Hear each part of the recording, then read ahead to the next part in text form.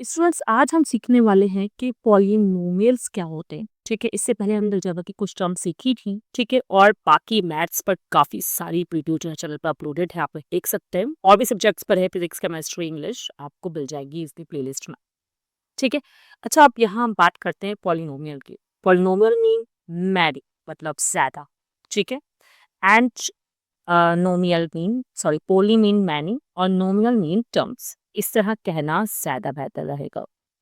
ठीक है, अब इसका क्या मतलब है? देखिए, हमने लास्ट वीडियो में एक टर्म वाला कॉन्सेप्ट पढ़ा था। उसमें क्या होता था कि अगर कोई एक वेरिएबल है लाइक 2x और उसके साथ कोई और वेरिएबल कुछ भी वॉटएवर समझे 4y जो भी है, तो उसमें दो टर्म्स हो गई। क्योंकि टर्म्स का मतलब होता है वो प्लस माइनस। जब देखिए एक और बताती हूँ, जैसे अब एक है 2xy, अब इस पे भी x है इसमें भी y है, लेकिन ये एक ही टर्म है क्योंकि क्योंकि इनको जो है ना वो सेपरेट करने के लिए प्लस और माइनस नहीं है।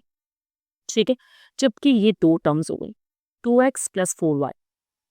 ठीक है, अच्छा यहाँ तक ये तो आपको समझ में आ रहा होगा। अब इसी बेसिस पे इसकी तीन टाइप्स है। लाइक कौन कौन सी?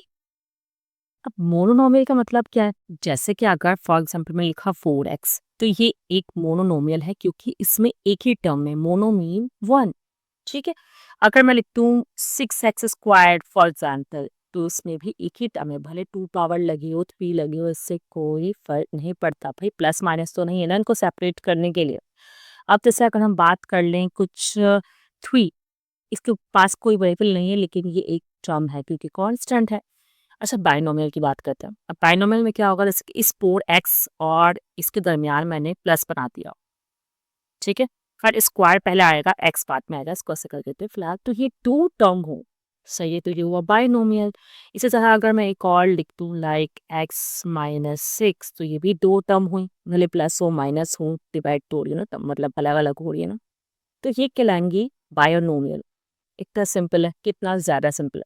इस तरह हम अगर एक और सोचते हैं, जैसे 6 कुछ और वेरिएबल लेते हैं, अब ए क्यू। ठीक है, प्लस ये माइनस ले लेते हैं 5a square and then plus ले लेते हैं फिर 3a। मतलब मैं ऐसे वेरिएबल बना रही हूँ रैंडम, कोई क्वेश्चन नहीं है ये। तो इसमें कितने टर्म हो गई? 1 2 3, दैट्स मीन ट्राई। तो ऐसे कंडीशन में क्या रहेगा? ट्राइनोमियल। इस तरह की एक और टर्म भी आप बना सकते हैं, इसमें 3 जो है वो टर्म्स हो, तो वो ट्राइनोमियल होगा। अब मल्टीनोमियल का मतलब कि 3 से ज़्यादा, 3 से ज़्यादा, 4 हो, 5 हो, 6 हो, 7 हो, 8 हो, जितनी भी टर्म्स हो वो मल्टीनोमियल कहलाएगा। जैसे एक एग्जांपल इसकी भी मैं आपको करके बता देती हूँ।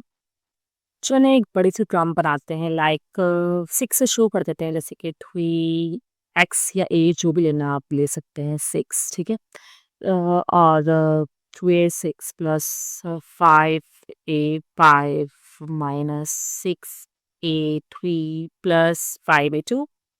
एंड जल्दी कर लेते हैं, बहुत हो गया। ए ले लेती हूँ हमने खाली इसके, और यहाँ पर 6, क्योंकि जरूरत नहीं कि नंबर भी ले, वेरिएबल के ना 1 होता है, जब कुछ नहीं होता तो देखिए कि टर्म्स 1 2 3 4 5 6, तो ये मल्टी नोमिनल हो गया। 7 होता तब भी ये मल्टी नोमिनल ही होता। अब नेक्स्ट वीडियो में भी और पॉलिनोमियल से रिलेटेड या डिफरेंट फॉर्मूलाज हम लोग अप्लाई करेंगे। ठीक है, और भी डिफरेंट तरह के क्वेश्चन हैं जो कि हम लोग 1 बाय 1 सॉल्व करेंगे। तब तक के लिए दुआ में याद रखिएगा।